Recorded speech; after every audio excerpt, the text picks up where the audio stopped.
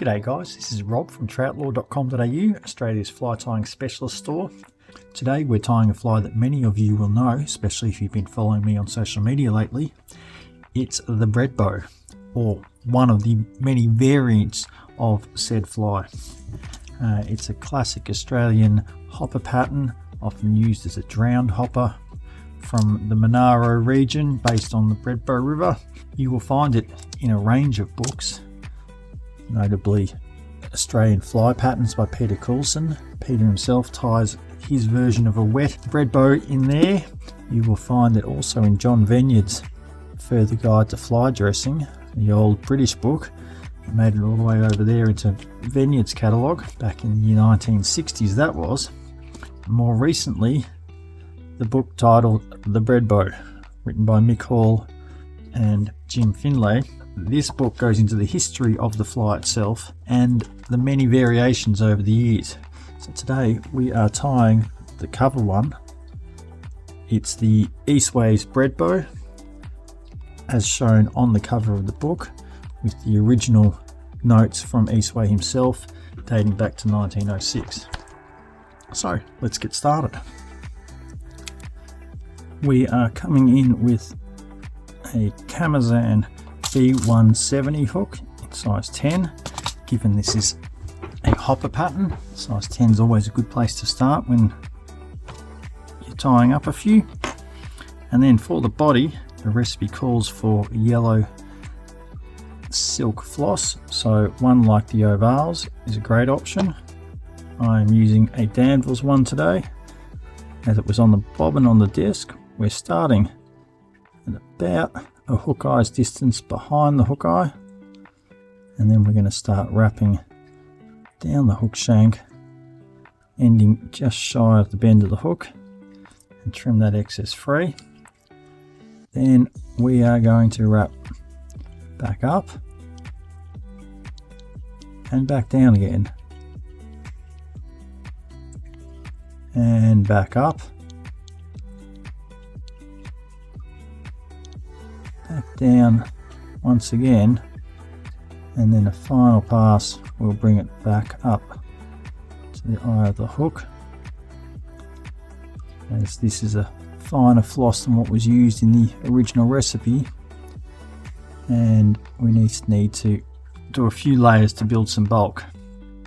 Then I'm taking some 70 denier thread in black. We'll capture that just behind the eye in what little space we have to work with. Trim off the excess and then capture the floss so we can trim that out, and then just clean that up, making sure the floss is secured nicely. And there's only two materials left in tying this. Next is English partridge for the legs. We don't need a large feather like you'd normally use for one where you are palmering a hackle. We're just going to be tying this in straight, so we're going to need one of those little ones that you find in the pack that often don't know what to do with. That one may be a little too stiff on the center stem. That's a little bit better. Nice barbed tips to it. We'll just peel away these fluffy bits just to expose those bits at the end. We need it to be about the length of the hook point, so I actually take back a little bit more, a few more fibers from each side, and then we're going to fold it over on itself to align those tips and bring it all in nice and close.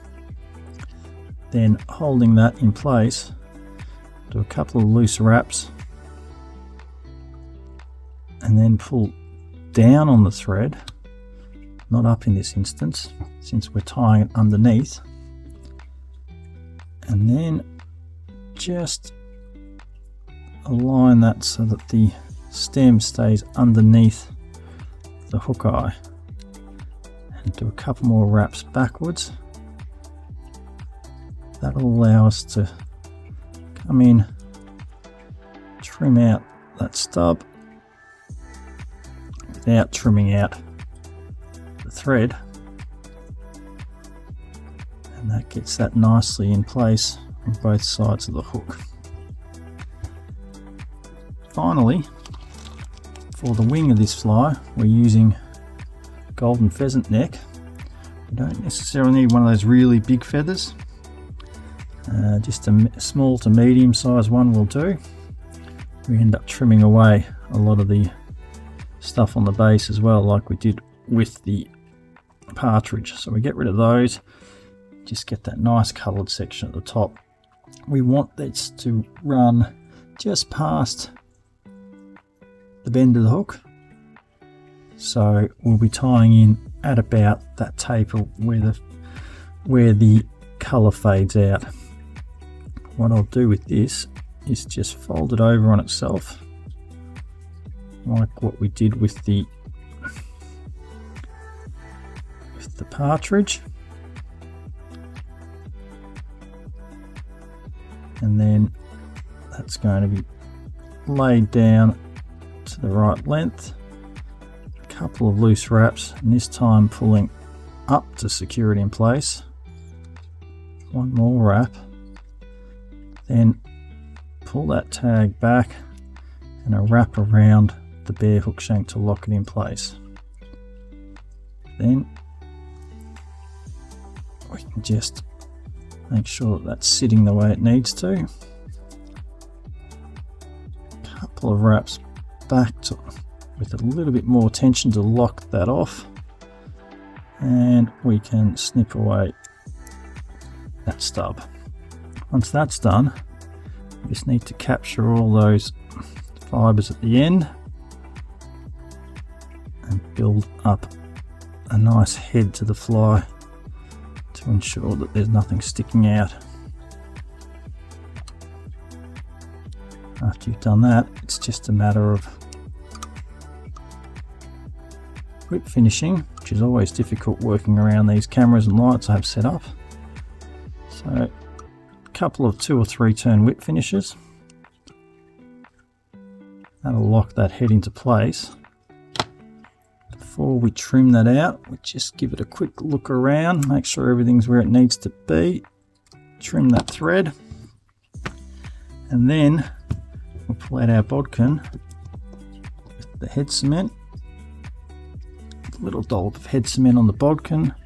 We can work that into the thread, perhaps a little bit more than what I had there.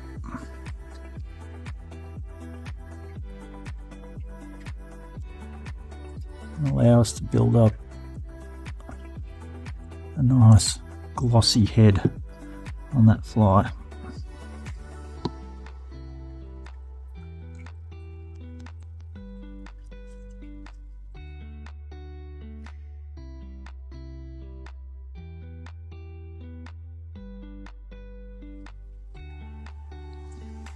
And there you have it. That is the 1906 Eastways version of the Bredbo.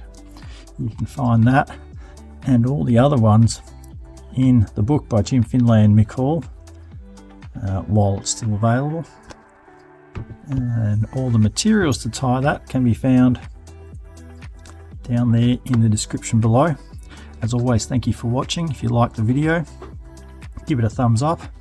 Subscribe to the channel, that way you'll get notifications whenever we do new videos. There are a couple of videos a week going up at the moment. We're trying to keep on top of that and make sure there's plenty of new content for you guys. As always, happy tying.